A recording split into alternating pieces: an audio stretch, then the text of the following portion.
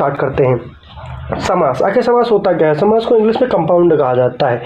अगर हम बात करें जो समास है वो दो शब्दों से मिलकर बना हुआ, एक सम और एक धन आस। और यहाँ पर सम का जो अर्थ होता है वो संक्षिप्त होता है और जो आस का अर्थ होता है वो कथन या शब्द होता है। तो इसका जो संपूर्ण रूप हम देखें तो ये आता है कि संक्षिप्त, कथन या संक्षिप्त शब्द रूप में आता है। अगर हम बात करें तो जो समास प्रक्रिया में शब्दों का संक्षिप्तीकरण किया जाता है मूल रूप से। अगर हम बात करें तो सामासिक शब्द क्या होते हैं, पहले तो हम बात करते हैं कि सामासिक शब्द क्या होते हैं। तो जैसा कि आप देख पा रहे हैं कि लिखा हुआ है कि सामासिक शब्दों को हम कैसे जानेंगे, तो आइए जानते हैं। दो या दो से अधिक शब्दों का परस्पर संबंध बताने वाले शब्दों। अब दो या दो से अधिक परस्पर संबंध बताने वाले शब्दों अथवा प्रत्ययों का लोप होने पर उनमें दो या दो से अधिक शब्दों से जो एक पूर्ण स्वतंत्र शब्द का निर्माण होता है उसे सामासिक शब्द अथवा सामासिक पद कहते हैं। मान लीजिए कोई शब्द है आपका, उसमें जैसे कि आपका है कि नील कमल। अब नील कमल का जो विग्रह होता है वो है नीला है जो कमल। या अगर आप उदाहरण लेने चौराहा, तो चौराहे का जो विग्रह होता है वो होता है चार राहों का समूह। अगर हम बात करते हैं यहाँ से थोड़ा सा सरल भाषा में देखें तो उसके लिए भी व्यवस्था की गई कि समास के नियमों से बना शब्द, समास के जो नियम होते हैं उससे बना हुआ शब्द। नियम के विषय में हम आगे परिचर्चा करेंगे कि समास के नियमों से बना शब्द समस्त पद या सामासिक शब्द कहलाता है।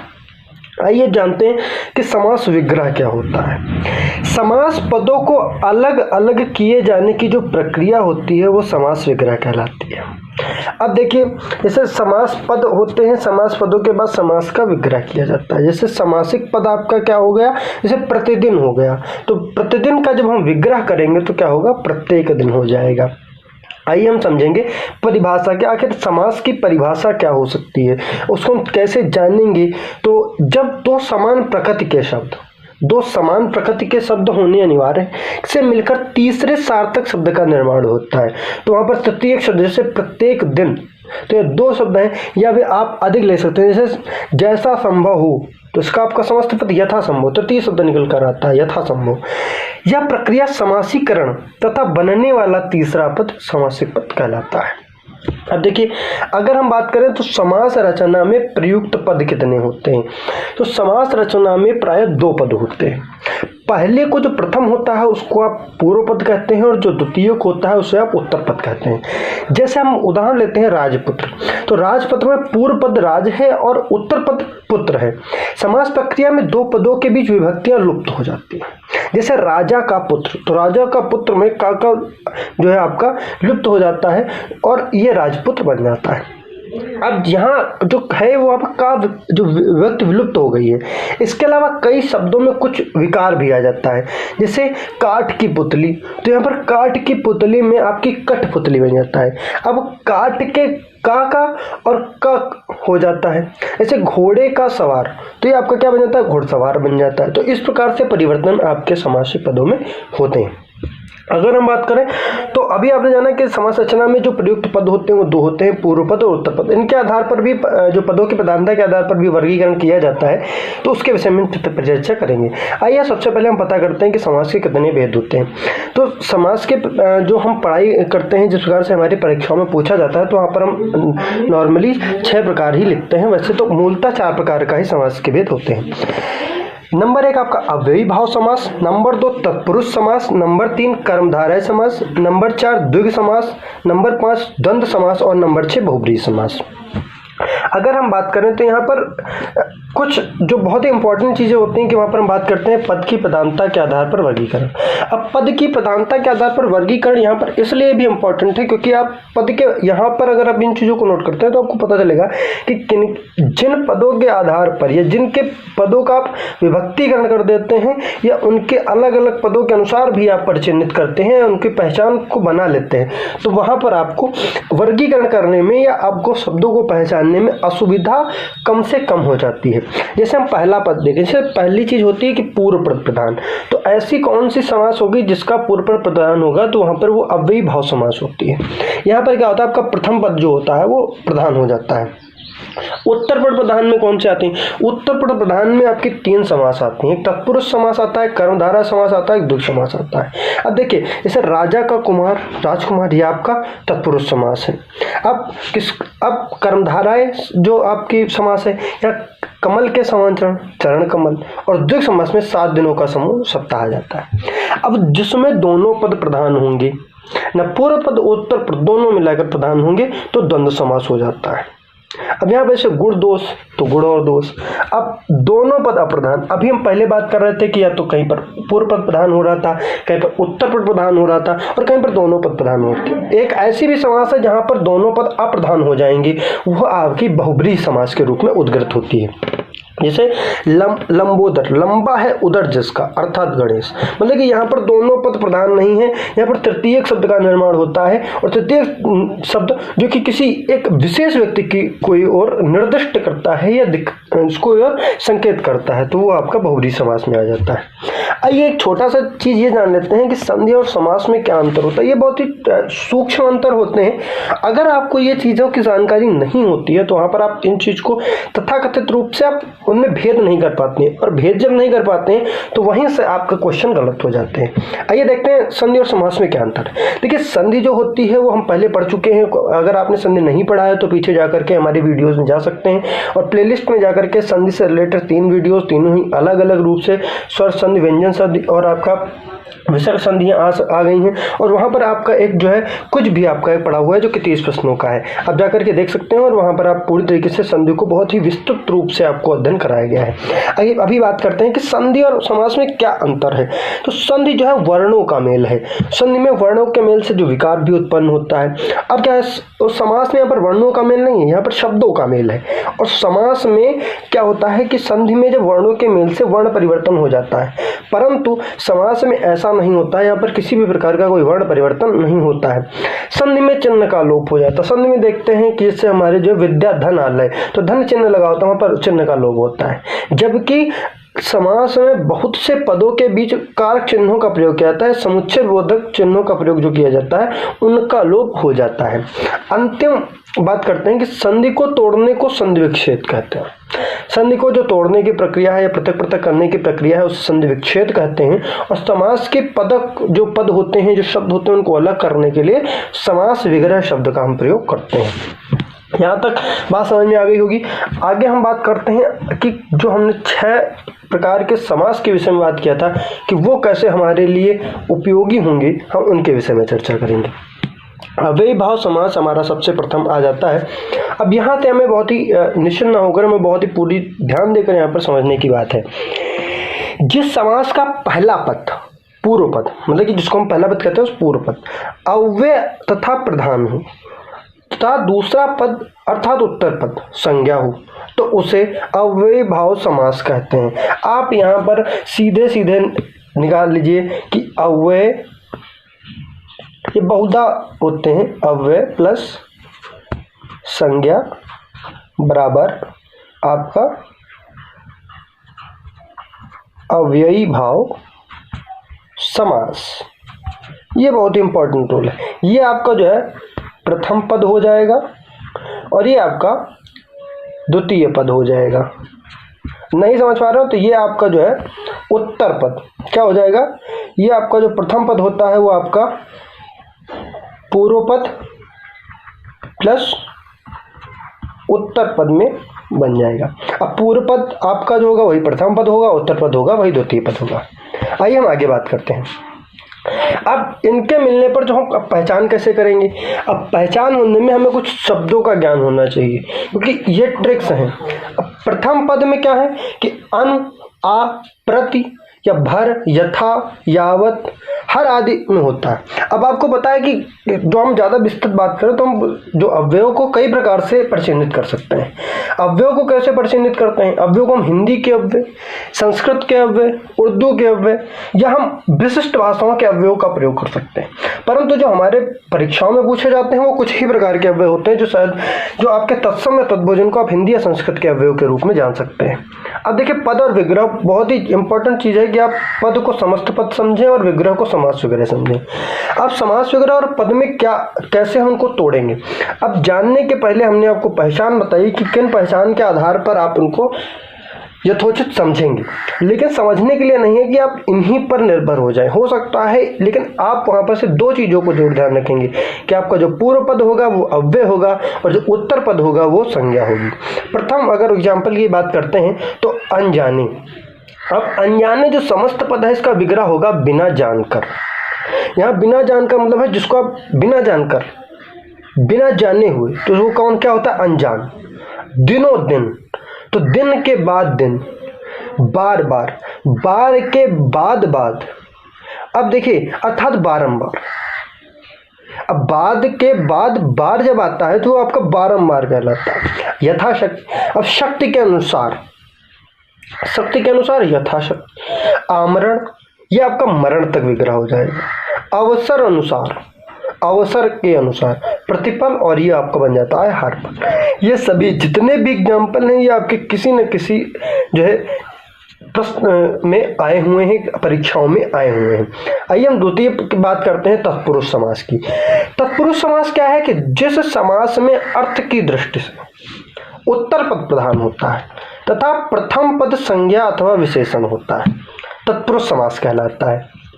अब देखिए तत्पुरुष समास की हमने बात की थी कि ये हमारा उत्तर पद प्रधान होता है। जिस समास में अर्थ की दृष्टि से उत्तर पद प्रधान होता है तथा प्रथम पद संज्ञा अथवा विशेषण होता है, तत्पुरुष समास कहलाता है।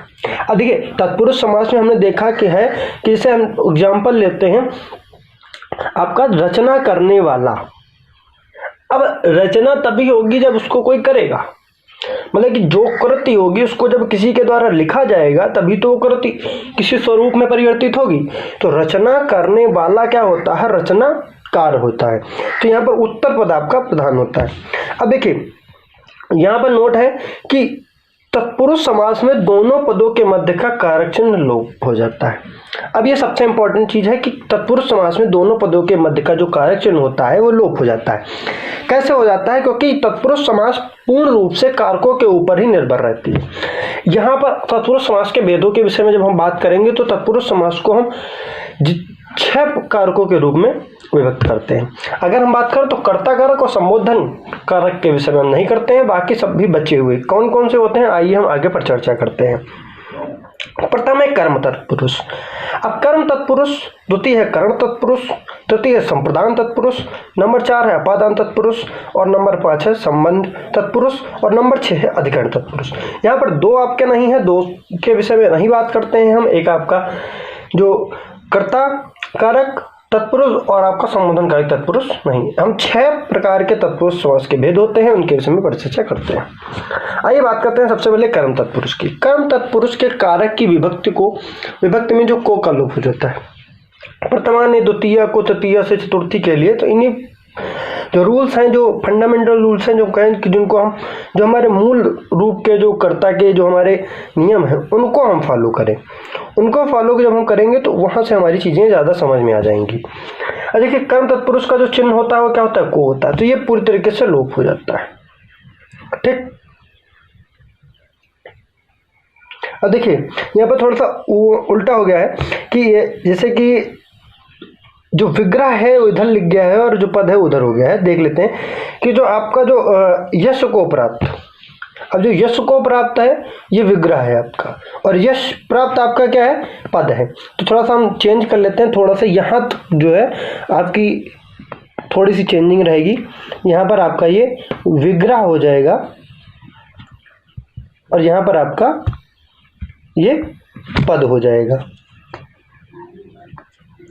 समस्त पद। अब देखिए बात करते हैं, जैसे लिखा हुआ है कि यश को प्राप्त। अब यश को प्राप्त आपका क्या हो जाएगा, यश प्राप्त हो जाएगा। रथ को चलाने वाला, रथ चालक। देखिए रथ चालक शब्द है, अब इसको क्या रथ चालक किसके लिए यूज करते हैं, रथ को चलाने वाला। जेब कतरा, जेब कतरा जेब को कतरने वाला। स्वर्गगत, अब स्वर्ग को गत। अब देखते हैं फिर से यहीं पर आ जाएगा। अब ये आपके पद हैं, समस्त पद हैं और ये आपके क्या हो जाएंगे, विग्रह हो जाएंगे। जितेंद्रिय, इंद्रियों को जीतने वाला। मरणातुर, मरने के लिए आतुर या मरने को आतुर। शब्द यहाँ के सही हुआ। चक्रधर, चक्र को धारण करने वाला, उसको हम क्या कहते हैं? चक्रधर। अब संकटापन्न, संकट को आपन्न, ये सारे जो है आपके उदाहरण बनते हैं जो आपके कर्म तत्पुरुष के। अब हम बात करते हैं करण तत्पुरुष। अब करण तत्पुरुष, इसमें करण कारक चिन्ह से के द्वारा का लोप हो जाता है। ह्यूमन एरर की वजह से वो थोड़ा सा एरर हुआ है, अब उसको थोड़ा सा सही कर लें। अब देखिए इसमें क्या होता है, इसमें पद, अब जो प्रथमा द्वितीय को तृतीया से के द्वारा, अब यहाँ से से के द्वारा चिन्ह का लोप होता है। अब पद और विग्रह, अब तुलसीकृत, अब तुलसीदास के द्वारा किया हुआ या तुलसीदास के द्वारा कृत, तो यहाँ पर के द्वारा है, के द्वारा का विलोप हो जाता है और आपका तुलसीकृत पद बन जाता है। अब पद है मनमानी, तो इसका विग्रह क्या बनेगा? मन से मानी। गुणयुक्त, तो यहाँ पर इसका जो विग्रह बन जाएगा गुणों से युक्त। व्यवहार कुशल, व्यवहार से कुशल। क्षुधातुर, क्षुधा, क्षुधा में होता है भूख, भूख से आतुर। रेल यात्रा, रेल के द्वारा यात्रा। और तर्क सिद्ध, तर्क के द्वारा सिद्ध। आगे बात करते हैं संप्रदान तत्पुरुष। इसमें संप्रदान कारक चिन्ह के लिए का लोप हो जाता है। यहाँ पर जो चिन्ह है वो के लिए का लोप हो जाता है। इसमें देख लेते हैं कैसे होता है। देशभक्ति, देश के लिए भक्ति। भूत बल, भूतों के लिए जो बल दी जाती है उसको भूत बल नाम दिया जाता है। हवन सामग्री, हवन के लिए सामग्री। तो देखिए यहाँ पर जो चिन्ह है के लिए, उनका विलोप हो रहा है। देश के लिए भक्ति, देखें के लिए आपके जो है यहाँ विलोप हो रहा है। भूतों के लिए बलि, भूत बल। अब हवन के लिए सामग्री, रसोई के लिए घर, बालकों के लिए अमृत और यज्ञ के लिए शाला। तो यहाँ पर देखिए सभी का विलोप हो जाता है और यहाँ पर देशभक्ति, भूत बल, हवन सामग्री, रसोई घर, बालामृत, यज्ञशाला आदि शब्द जो पदों का निर्माण होता है। आइए हम आगे बात करते हैं अपादान तत्पुरुष। अपादान तत्पुरुष में क्या होता है कि यहाँ पर आपको पता होना चाहिए कि इसमें अपादान कारक जो चिन्ह होता है से, और से का जो अर्थ क्या होता है, यहाँ से अलग होने के अर्थ में। पृथककरण की विधियां लागू होती है, पृथक होती है चीजें। यहाँ पर ध्रुव अपाय अपादानम, एक इसका अपादान कारक का सूत्र होता है कि ध्रुव से चीजें अलग होती है, वहाँ पर अपादान कारक होता है और वहां से आपका चिन्ह से अलग होने के अर्थ में इसका लोप किया जाता है। आइए हम बात करते हैं आगे जो पद होता है। अब पद और विग्रह कैसे होगा? अब देखिए यहाँ पर से है, अब किससे व्यक्ति मुक्त होता है? ऋण से मुक्त होता है, तो किसी चीज से मुक्त हो रहा है, वंचित हो रहा है, तो पद से च्युत। अब पद से मुक्त, अब धन से हीन, पद से मुक्त, लोक से भय। अब देखिए इन सभी के लिए जो है आपके जो समस्त पद क्या होंगे, क्या लोप होगा? से लोप हो जाएगा। और से लोप होने पर अब देखिए किन पदों से? ऋण मुक्त, ऋण से मुक्त, पदच्युत, पद से च्युत, धनहीन, धन से हीन, पद मुक्त, पद से मुक्त, और लोक भय, लोक से भय। आइए आगे बात करते हैं संबंध तत्पुरुष। संबंध तत्पुरुष, इसमें संबंधवाचक कारक चिन्ह का की के का लोप हो जाता है। कैसे होता है देखते हैं, बात करते हैं। पद चिन्ह, अब देखिए इसमें ये बात करते हैं कि जो का की के, अब जगत का नाथ जगन्नाथ, सुख सागर, सुख का सागर, रामचरित, राम का चरित्र, मंत्री परिषद, मंत्रियों की परिषद, और राजपुत्र, राजा का पुत्र, और पराधीन, पर के अधीन।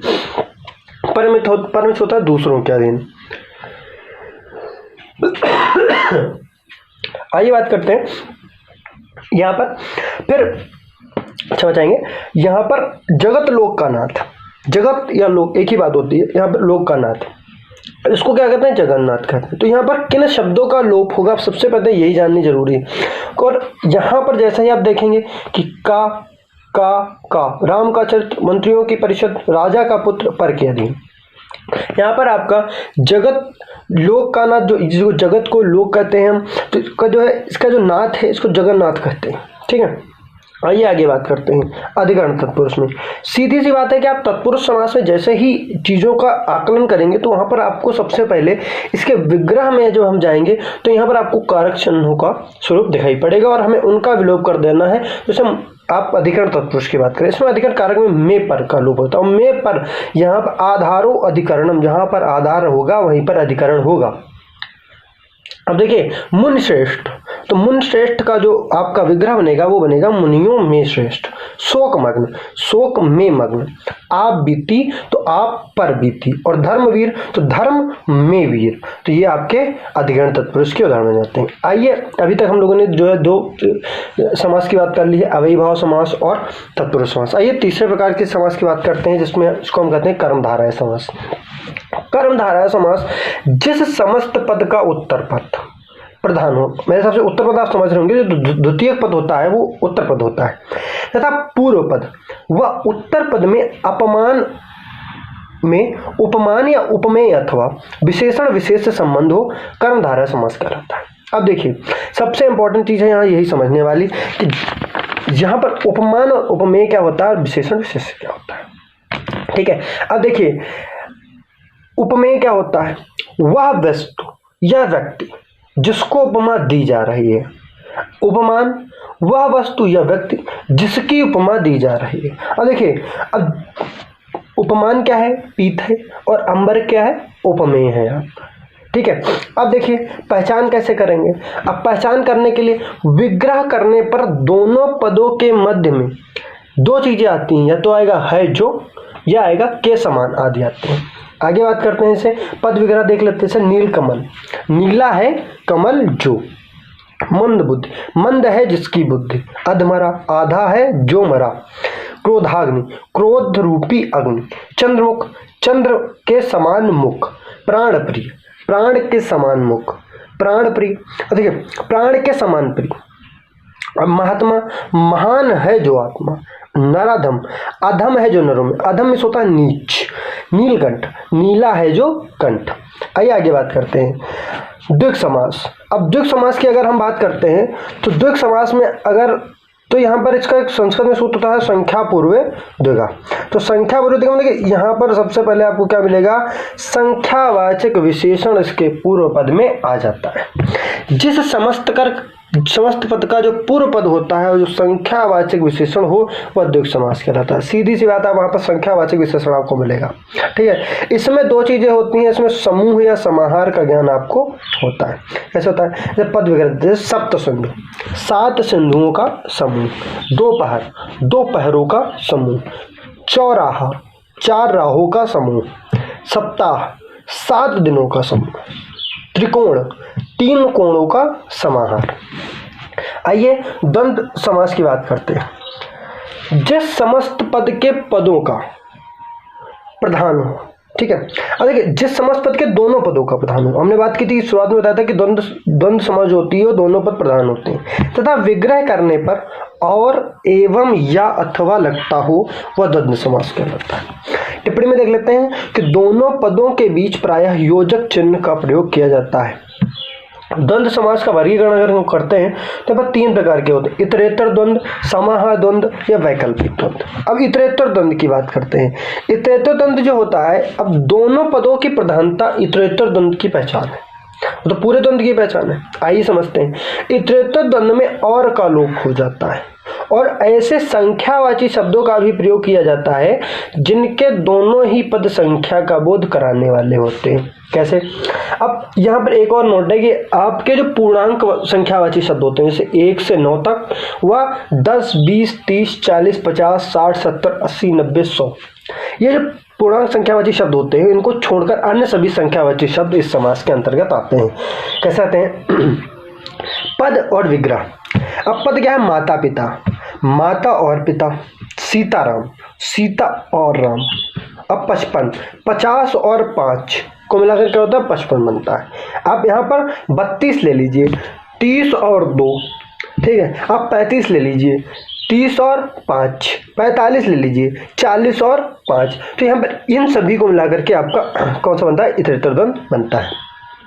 सुख दुख, सुख और दुख। दूध रोटी, दूध और रोटी। इनमें में से 3 शब्द आपके लगातार पूछे जाने वाले शब्द हैं, 55, सुख दुख, दूध और रोटी। इंपॉर्टेंट है, नोट कर सकते हैं। समाहार द्वंद्व नोट। अब देखिए, जिस द्वंद्व समास में उसके पदों के अर्थ और अर्थ के सिवा उसी प्रकार का और भी अर्थ सूचित हो, इस समास में ऐसा युग्म शब्द बनते हैं जिनसे 2 पदों के अर्थ के अतिरिक्त कुछ और भी अर्थ निकलता है, उसे समाहार द्वंद्व कहते हैं। आइए फिर से देखते हैं। जिस द्वंद्व समास से उसके पदों के अर्थ और अर्थ के सिवा उसी प्रकार का और भी अर्थ सूचित हो, या इस समास में ऐसा युग्म शब्द बने जिनसे 2 पदों के अर्थ के अतिरिक्त कुछ और भी अर्थ निकलता है, उसे समाहार द्वंद्व कहते हैं।